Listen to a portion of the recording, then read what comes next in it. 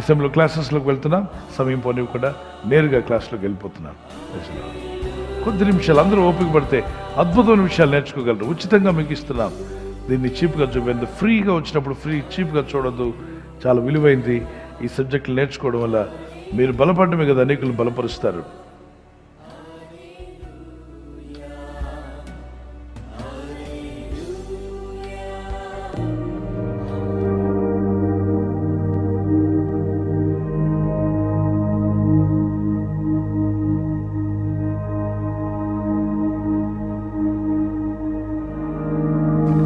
First lesson తీసుకుందాం brother. Lesson 1, introduction to the Bible.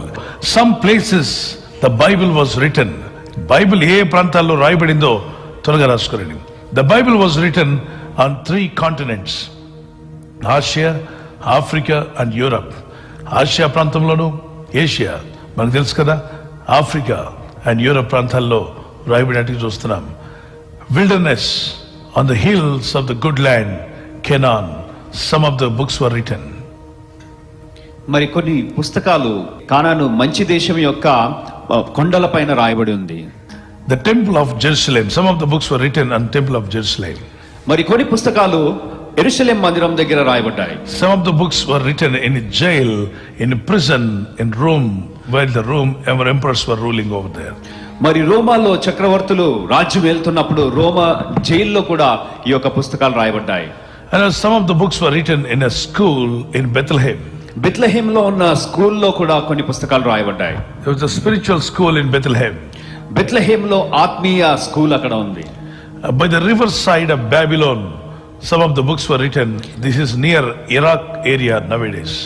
మరి కొన్ని పుస్తకాలు బబులోను ప్రాంతంలో, అంటే నేటి ఇరాక్ లో ఆ యొక్క నదుల పక్కన రాయబడ్డాయి. And by the river side of Babylon, and also on the islands of Patmos Dweepam, Patmos island, it was written. మరి పద్మాసు ఆ యొక్క ద్వీపం దగ్గర కూడా కొన్ని పుస్తకాలు రాయబడ్డాయి. In the place of Persia and also many other places, the books were written. మరి పారసీక దేశంలో ఉన్న ఆ యొక్క రాజభవనంలో, అలాగే ఇంకా వేరే స్థలాల్లో కూడా రాయబడ్డాయి. You know, palace and palaces, some of the palaces of Persia and Babylon palaces, you know, Daniel was there in the palace of Nebuchadnezzar and Babylon. In those days, some of them were written in palace. మరి దానియేలు జీవించిన కాలంలో బబులోను దేశంలో, అలాగే Persia దేశంలో ఉన్న ఆ యొక్క రాజభవనంలో కూడా ఈ యొక్క పుస్తకాలు రాయబడ్డాయి. You can make a chart later on. I'll give you this. You can write it down right now. After that, you can make a chart. You can plan a chart on your paper. మరి నేను ఇచ్చిన వివరాలు బట్టి మీరు ఒక పట్టికను మీరు తర్వాత తయారు చేసుకోవచ్చు. Facts of the Bible. మరి బైబిల్ పైన ఉన్న రుజువులు, The Old Testament and New Testament. మరి పాత నిబంధన, కృత నిబంధన పైన. If you can quickly make it, you can make it. You know, the Old Testament chapters, total chapters 929. మరి పాత నిబంధన గ్రంథంలో 929 అధ్యాయాలు ఉన్నాయి. Verses, totally verses 23,145 verses. 23,145 వచనాలు కలిగి ఉన్నది. మరి 6,02,585 పదాలు మనం చూస్తాం. In the New Testament, మరి క్రొత్త నిబంధన గ్రంథంలో we see the chapters, total chapters are 260. మరి మొత్తం 260 అధ్యాయాలు కలవు. The total verses in the New Testament 7,957. 7,957 వచనాలు మనం చూస్తాం. మరి 1,80,552 పదాలను మనం కలిగి ఉంటాం. The whole Bible, total Bible, మరి బైబిల్ మొత్తములో 1,189 chapters. 1,189 అధ్యాయాలు కలవు. Total verses 31,102. మరి 31,102. 31,102 వచనాలు మనం చూస్తాం. మరి మొత్తం బైబిల్లో 7,83,137 పదాలు మనం కనుగొంటాం. Total whole Bible, it contains that 7,83,137 words. Bible మొత్తములో 7,83,137 పదాలు కలవు. Praise the Lord.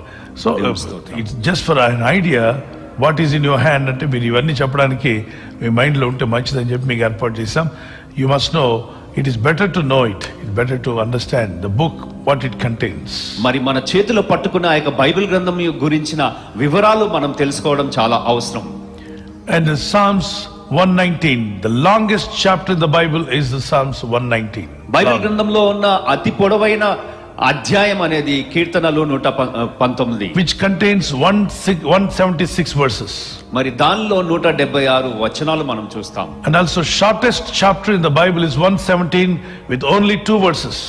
మరి అతి చిన్న అధ్యాయము మరి 117వ కీర్తన కేవలం 2 వచనాలే. Yes, this chapter, otherwise the Psalm 197 and 117 is also a chapter in the very middle of the Bible. మరి దీనికున్న ప్రత్యేకత ఏంటంటే 117వ కీర్తన బైబిల్ గ్రంథంలో ఉన్న మధ్య భాగంలో ఉన్న మధ్య chapter. If we divide the Old Testament into 2, we see the middle chapter being Job chapter 29 is the middle chapter. మరి పాత నిబంధన గ్రంథాన్ని మనము 2 భాగాలుగా చేసినట్లయితే యోబు 29వ అధ్యాయము ఆ మధ్యలో ఉన్న అధ్యాయంగా చూడవచ్చు. If you divide the New Testament into 2, you will see that in the middle of the verse is Romans chapter 13, middle of the chapter. కృత నిబంధన 2 భాగాలుగా మనం చేసినప్పుడు రోమా 13 అనేది దాని మధ్య భాగంలో ఉన్న అధ్యాయం. Facts about the Bible. మరి బైబిల్ గురించిన ఆధారాలు. The verse in the middle of the Bible is the Psalms 118 verse 8. మరి బైబిల్ గ్రంథంలో ఉన్న మధ్య ఆ యొక్క వచనము అనేది కీర్తనలు 118:8. It's very interesting. I'll tell you later. ఇది చాలా ఆసక్తికరమైనది, నేను తర్వాత చెప్తాను. The verse in the middle of the Old Testament is 2 Chronicles chapter 20 verse 17. పాత నిబంధన మధ్య భాగంలో ఉన్న ఆ యొక్క వచనము 2 దినవృత్తాంతములు 20వ అధ్యాయము 17వ వచనం. Book of Acts chapter 17 verse 17, the verse in the middle of the New Testament. మరి కొత్త నిబంధనలో ఉన్న మధ్య భాగంలో ఉన్న ఆ యొక్క వచనము అపోస్తల కార్యము 17:17. In total Bible, middle of the verse, what does it say? మరి ఈ యొక్క పూర్తి బైబిల్ మొత్తంలో ఉన్న ఆ యొక్క మధ్య వచనము ఏం చెప్తుందండి? మనుషులు నమ్ముకున్నట్టు కంటే యెహోవాను ఆశ్రయించటం మేలు. అనండి ఒకసారి. మనుషులను నమ్ముకుంటే కంటే యెహోవాను ఆశ్రయించటం మేలు. Praise the Lord. బైబిల్ ఇలా ఓపెన్ చేసి మధ్యలో ఉన్న వర్స్ తీస్తే, నాయనా నువ్వు మనుషులు నమ్ముకోవడం కంటే ఎవరిని ఆశ్రయించడం మేలు. యెహోవాను ఆశ్రయించు. ఆమేన్. గట్టిగా దేవునికి స్తోత్రం చెల్లిద్దాం. Praise the lord. సో అనేక సార్లు మనుషులు నమ్ముకొని మోసపోతూ ఉంటాం. దేవుడు నమ్మిన వారు ఎన్నడూ మోసపోరు. దేవుని కృప మనకు తోడే నడిపించును గాక. ఆమేన్. It is better to trust in the Lord than to put confidence in man. మనుషులను నమ్ముకొనుట కంటే యెహోవాను ఆశ్రయించుట మేలు. Praise the Lord. So we'll take the next lesson. తర్వాత అధ్యాయం మనం చూద్దాం.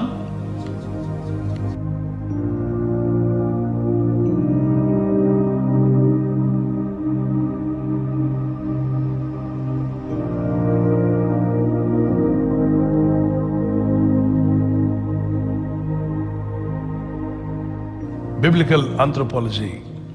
బైబిల్ పరమైన మానవ శాస్త్రము. A Christian anthropology we're going to learn. మనము క్రైస్తవ మానవ శాస్త్రాన్ని మనం చూస్తాము. The views on the origin of man.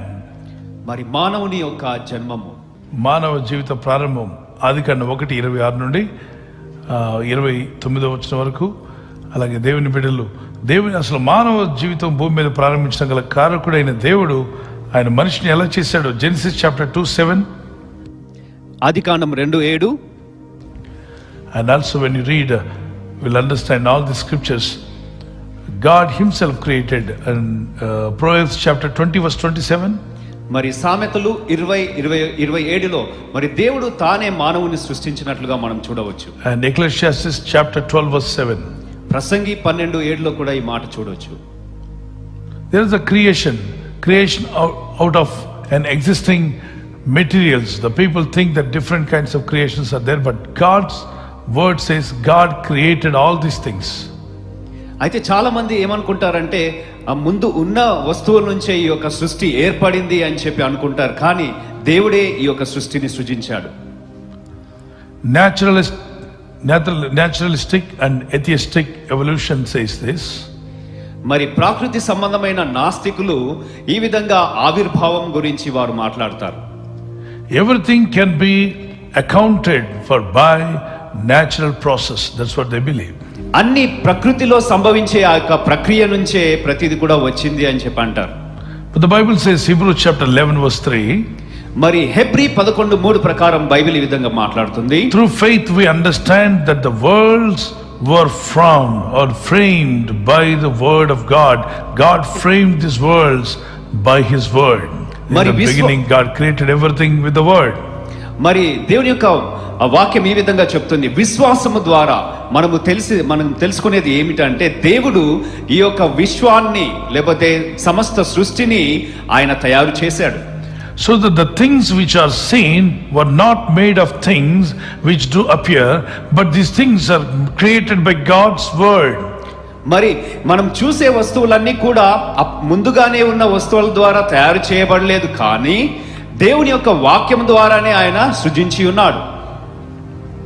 Theistic evolution says, మరి ఆస్తికులైన వారు ఈ విధంగా చెప్తారు, దేవుని నమ్మే వారు ఈ విధంగా చెప్తారు, God involved in the idea of creation but only at the start, in the beginning. మరి దేవుడు ఈ యొక్క సృష్టి యొక్క ప్రక్రియలో ఆయన మొట్టమొదటి కాలంలో ఆయన పని చేశాడు అని చెప్తారు. Fourthly, there is another view, the progressive creation. మరి కొనసాగించే ఈ యొక్క సృష్టి గురించి నాలుగో విషయం మనం నేర్చుకోవచ్చు. God involved at the beginning and he lets things happen naturally.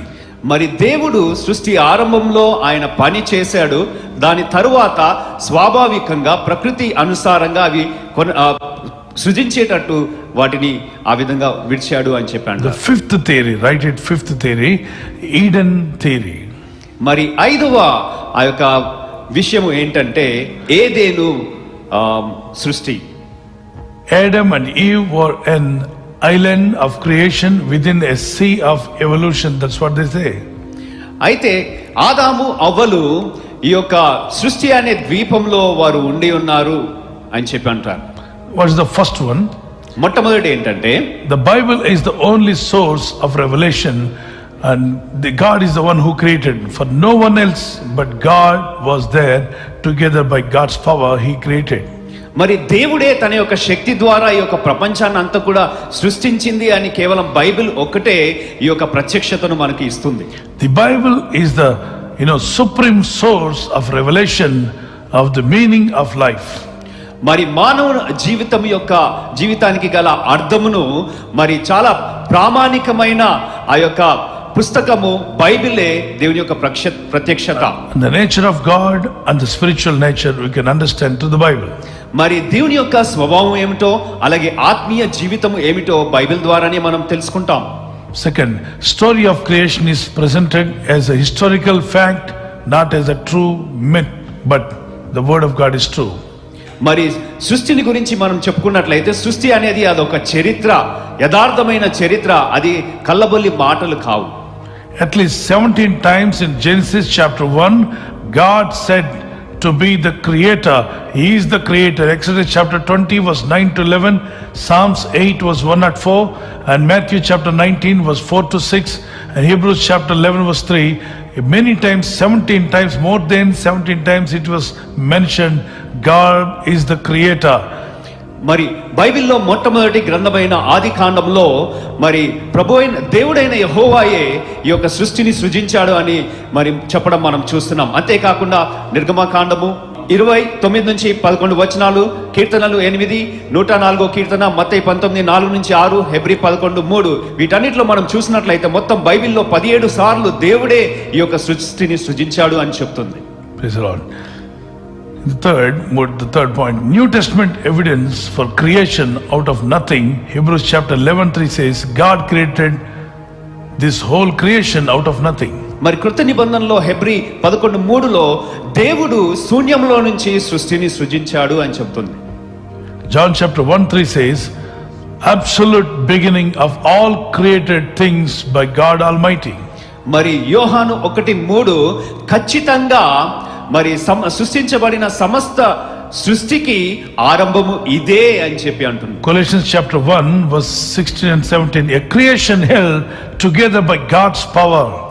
మరి కొలసి 1:16-17లో మనం చూసినట్లయితే దేవుని యొక్క శక్తి ద్వారా ఈ యొక్క సృష్టి ఏకం చేయబడ్డది. When you look at the first point, fiat creation, the first point was a fiat creation out of no existing materials. Hebrews chapter 11 verse 3. మరి సృష్టి యొక్క ఆరంభాన్ని మనం చూసినట్లయితే హెబ్రీ 11:3 ప్రకారము శూన్యంలో నుంచి అంటే ఏ వస్తువు లేని దాని నుంచి దేవుడు సృష్టించాడు అని. That is what we believe, the first theory we believe in. ఈ యొక్క మొదటి విషయాన్ని మనము నమ్ముతాం. That is, the Bible supports this. Bible దీనికి రుజువు. Then another kind of view that they were arguing about the creation, in naturalistic, atheistic evolution, everything can be accounted for by natural process. That's what they believe. మరి నాస్తికులు సృష్టిని గురించి చెప్పినప్పుడు వారు అంటారు స్వాభావికంగా ప్రతిదీ కూడా తయారు అవుతుంది, సృష్టించబడుతుంది అని చెబుతారు. We don't believe that. Bible doesn't support that. అది మనం నమ్మము, బైబిల్ కూడా దానికి ఆధారం కాదు. The third point, theistic evolution. God involved in the idea of creation, but only at the start, in the beginning. మరి దేవుని నమ్మేవారు ఈ విధంగా మాట్లాడతారు అనమాట. సృష్టి యొక్క ఆలోచన అనేది దేవునిలో నుంచి ఆరంభమైంది, అయితే దేవుడు కూడా ఆరంభంలోనే ఆయన పని చేశాడు. This is half correct, not full correct. ఇది సగము సరి అయింది కానీ మొత్తం సరి అయింది కాదు. Because these people believe, ఆస్తికులు అంటాం వీళ్ళని, ఈ ఆస్తికులు ఏమంటారు, దేవుడు స్టార్టింగ్ లోనే ఉన్నాడు, తర్వాతకి ఆయన పని చేయకుండా పైన ఉన్నాడు అన్నట్టుగా చెప్తారు. God involved not only in the beginning, throughout the generations is involved in the human race. మరి మానవుని యొక్క చరిత్రలో దేవుడు కేవలం ఆరంభంలో మాత్రమే కాదు, కానీ సృష్టి ఆరంభం మొదలుకొని చరిత్ర కొనసాగుతున్నప్పుడు దేవుడు దానిపైన ఆధిపత్యం కలిగి ఉన్నాడు. The fourthly, progressive creation. God involved at the beginning and he lets things happen naturally. So in the beginning the God created, but after that naturally everything is getting changes. That's what they believe. మరి కొనసాగింపే సృష్టి అనే దాని గురించి మనం ఆలోచించినట్లయితే దేవుడు సృష్టి ఆరంభంలోనే ఆయన పని చేశాడు, కానీ మిగతాదంతా కూడా ప్రకృతి పరంగా అది కొనసాగునట్లుగా దేవుడు దాన్ని విడిచిపెట్టాడు అని చెప్పారు. Fifthly, Eden theory. They say that Adam and Eve were an island of creation within a sea of evolution. So they themselves created all these things. మరి ఐదవది ఏదేను ఆ యొక్క సూత్రం, ఏదేను యొక్క సిద్ధాంతం ఏమని చెప్తుంది అంటే ఆదాము అవ్వలు మరి సృష్టి అనే సముద్రంలో నుంచి వారంతట వారే సృష్టించబడి ఉన్నారు అని చెప్పి అంటారు. This is a false theory. We don't believe this. మరి ఇది అబద్ధపు సిద్ధాంతము, దీనిని మనం నమ్మము. So we will discuss this subject later on.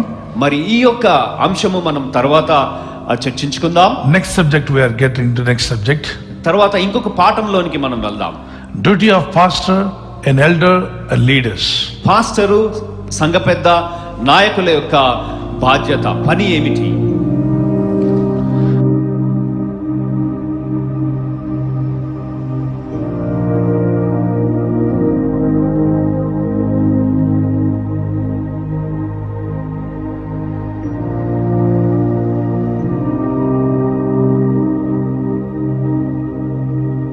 The elders or the leader or the church pastor responsibility for the oversight of the church body and the shepherding of its members, and shall have ultimate responsibility for giving food, arranging, that means spiritual food and affairs of the church, to take care of the church.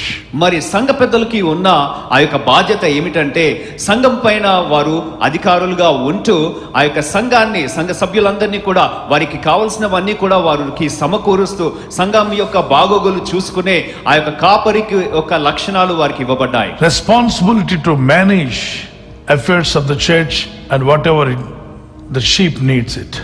మరి సంఘ సభ్యులు లేకపోతే గొర్రెలు కావలసిన ప్రతి అవసరత కూడా వారు అందించేవారిగా ఉన్నారన్నమాట. So elders also part of this, leaders in the church they are part of this, pastors also part of this. మరి ఈ యొక్క సంఘం యొక్క కార్యకలాపాల్లో పాస్టర్లు అలాగే సంఘ పెద్దలు నాయకులందరూ కూడా దీనిలో భాగంగా ఉన్నారు. Next, that is another subject we are learning. Please, you can write it in a separate paper, separate diary. So the duties of pastor and elder and leaders, you can write it down. Some scriptures I'll give you. Elders lead the church. మరి సంఘ పెద్దలు సంఘాన్ని ముందుకు కొనసాగిస్తారు. 1 Timothy chapter 5:17, Titus chapter 1:7, 1 Peter chapter 5 verse 1 and 2. మొదటి Timothy 5:17, తీతు 1:7, 1 పేతురు 5:1 నుంచి 2 వచనాలు. And next point, teach and preach the word of God. 1 Timothy chapter 3:2 2 Timothy 4:2, Titus 1:9. దేవుని వాక్యాన్ని బోధించి ప్రసంగిస్తారు. 1 తిమోతి 3:2, 2 తిమోతి 4:2, తీతు 1:9. And also they protect the church people from false teachers, and they rebuke that. Don't listen to this such false doctrine. Book of Acts chapter 20 verse 17, 28 verse 31. మరి అబద్ధ బోధకులు చేసే వారి యొక్క బోధను ఏమాత్రం కూడా వినకుండా వారిని కాపాడతారు, సంఘాన్ని కాపాడతారు. Book of Acts chapter 20 verse 17th verse and 28 and 31 verse. అపొస్తల కార్యము 20వ అధ్యాయము 17వ వచనము అలాగే 28 నుంచి 31 వచనాలు. And exhort and admonish the saints in the sound doctrine. 1 Timothy chapter 4:13 and 2 Timothy chapter 3:13 to 17, Titus chapter 1:9. మరి సత్యమైన సిద్ధాంతములో ముందుకు కొనసాగునట్లుగా ఎదుగునట్లుగా సంఘాన్ని వారు ప్రోత్సహిస్తారన్నమాట. 1 తిమోతి 4:13, 2 తిమోతి 3:13 నుంచి 17, తీతు 1:9. Elders and leaders and pastors also, they have a responsibility to pray for the sick. James chapter 4:14, Acts chapter 6:4. మరి పాస్టర్లు, సంఘ పెద్దలు, నాయకులందరూ కూడా అనారోగ్యంతో ఉన్న వారి కోసము వారిని సందర్శించి వారి కోసం ప్రార్థన చేస్తారు. యాకోబు 5:14, అపొస్తలుల కార్యము 6:4. And also there is one more thing, the judge doctrinal issues. If it is not according to the word of God, these people can stand and say this is not from the Bible, we do not obey this doctrine. మరి సిద్ధాంతపరమైన విషయాలు ఒకవేళ అవి దేవుని యొక్క వాక్యానుగుణంగా లేనట్లయితే వాటిని గురించి వాళ్ళు తీర్పు తీరుస్తారు, ఇది సరి అయింది కాదు అని చెప్తారు. అపొస్తలుల కార్యము Book of Acts chapter 15 verse 6. అపొస్తలుల కార్యము 15:6. 1 Timothy chapter 3, 1 Timothy chapter 5 verse 7 and Book of Acts chapter 6 verse 1 to 15. మరి 1 తిమోతి 3, 1 తిమోతి 5:7, అపొస్తలుల కార్యం 6, 2 నుంచి 3. Elders or leaders or pastors are there to oversee the life of the church with the assistance of trustees and other godly leaders, godly members. మరి సంఘ కాపరులు, సంఘ పెద్దలు, నాయకులు ఎవరైతే సంఘ సభ్యులై ఉన్నారో వారికి వారి పైన అధికారులుగా ఉంటూ వారికి అన్ని విషయాల్లో వారికి సహాయపడుతూ ఉంటారు. They must be people who can rule and lead and guide them. మరి వారు ఇతరులని ముందుకు నడిపించి వారి మీద బాధ్యత కలిగి వారిని సరియైన రీతిలో ముందుకు నడిపించే వారిగా ఉండేవారు. Praise the Lord. Next subject, because the time is running, the same thing I will explain you later on. మరి మిగతా ఇంకొక పాఠంలోనికి మనం వెళ్దాము. రక్షణ శాస్త్రం, soteriology. రక్షణ శాస్త్రము.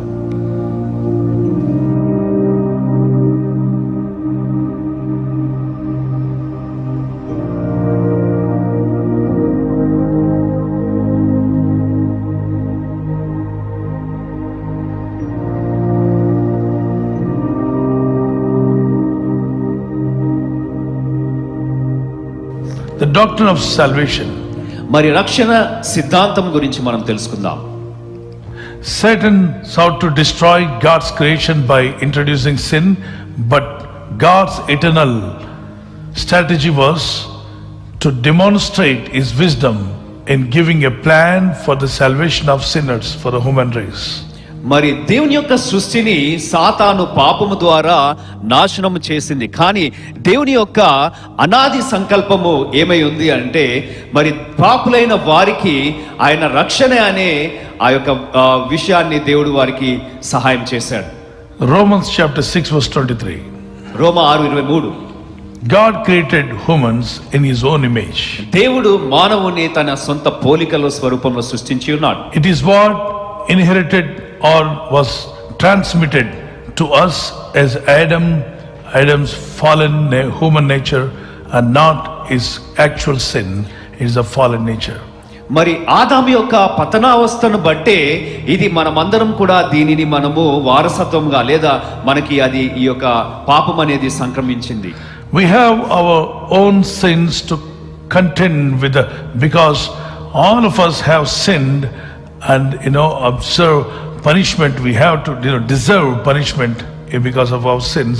We all deserve punishment, but God mercifully, lovefully, he took away all our punishment on the cross. అయితే మనము చేసిన పాపమును బట్టి దాని యొక్క పరిణామం ఏంటంటే మనమే దానికి ఆ శిక్షను మనమే అనుభవించవలసిన వారమై ఉంటున్నాం. కానీ దేవుడు తన యొక్క కృప ద్వారా మరి సిలువ మీద ఆయన మన పాపమును తీసివేసి ఉన్నాడు. Wages of sin is death. Romans chapter 6 verse 23. మరి రోమా 6:23లో ఈ విధంగా చెప్తుంది, పాపం వలన వచ్చు జీతము మరణము అని. Second, the shedding of blood. Why did Jesus shed blood?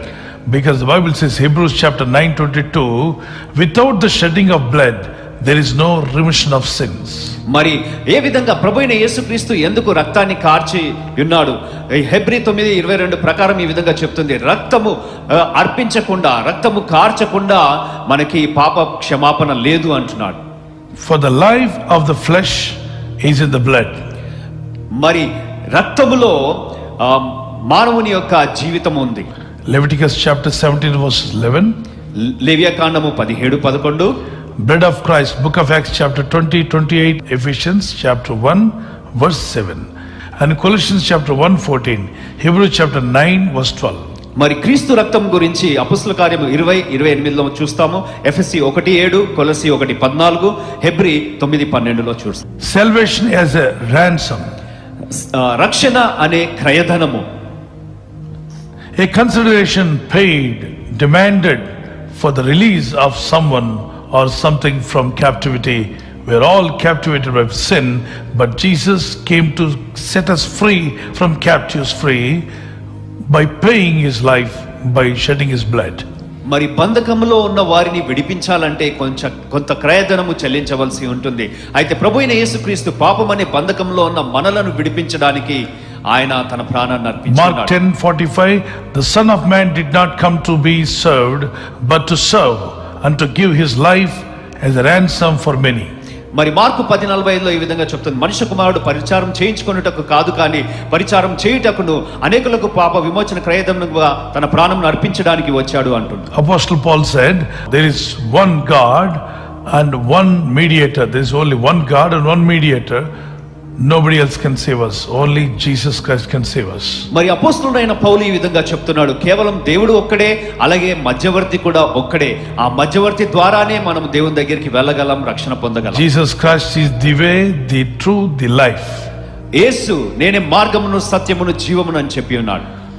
And next, who gave himself as a ransom for all of our sins, and 1 Timothy chapter 2 verse 5 and 6. మొదటి తిమోతి 2:5-6 వచనాల్లో మనం చూడొచ్చు, అనేకుల పాప విమోచన క్రయధనముగా ప్రభువైన యేసుక్రీస్తు తనను తాను అప్పగించుకున్నాడు. Exodus chapter 3:8. నిర్గమకాండం 3:8. Romans chapter 8:21. Roma 8:21. So he came to deliver us from sin and from bondage. ఆయన మనల్ని పాపము నుండి అలాగే బంధకముల నుంచి విడిపించడానికి ప్రభువైన యేసు వచ్చాడు. So next subject we will learn tomorrow. Thank you for staying in this wonderful time you are with us. May God continue to bless you. Amen.